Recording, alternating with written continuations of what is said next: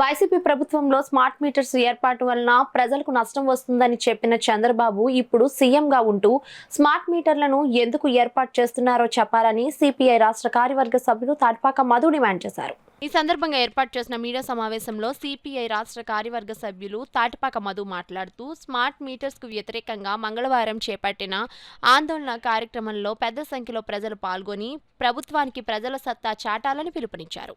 కాకినాడ జిల్లా ప్రజలకు విజ్ఞప్తి. కమ్యూనిస్ట్ పార్టీగా ప్రధానంగా ఈ నెల 5వ తేదీన అత్యంత ప్రమాదకర స్మార్ట్ మీటర్లను రద్దు చేయాలని కోరుతూ రాష్ట్ర వ్యాప్తంగా ప్రజావేదిక ఆధ్వర్యంలో పెద్ద ఎత్తున ఆందోళన కార్యక్రమం జరుగుతుంది. ఈ స్మార్ట్ మీటర్లు ఒక్కసారి మనం వేసుకుంటే మన జీవితం అంతా అదానీ చేతుల్లో ఉంటుంది. వాడే కరెంటు పెంచుతాడు, వాడు ఇంకా హై పే చేస్తాడు, మొత్తానికి మన రహస్యాలన్నీ వాడే తెలుసుకుంటాడు, మన ఇల్లు గుల్లైపోతారు. అది స్మార్ట్ మీటర్ అంటే.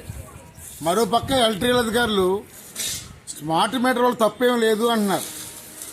నిజంగా తప్పు లేకపోతే మీరే ఉచితంగా వేయచ్చు కదా, దానికి మళ్ళా డబ్బులెట్టి మీరు ఎందుకు మమ్మల్ని కట్టమన్నారు? ఎందుకంటే ఈ స్మార్ట్ మీటర్ల పేరుతో ప్రజలను చీల్చి చెండాడించాలన్నది ఈ ప్రభుత్వం ఆలోచన.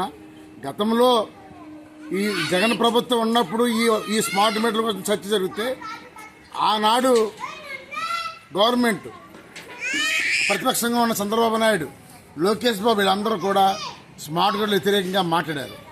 కానీ నేడు అదే స్మార్ట్ మీటర్లు నన్ను స్వాగతిస్తున్నారు. దీని నిరసనగా ఈ నెల 5న మంగళవారం నాడు జరిగే కార్యక్రమానికి కాకినాడ జిల్లాలో ఉన్న అన్ని వర్గాల ప్రజలు హాజరయ్యి జయప్రదం చేయాలని కోరుతున్నారు.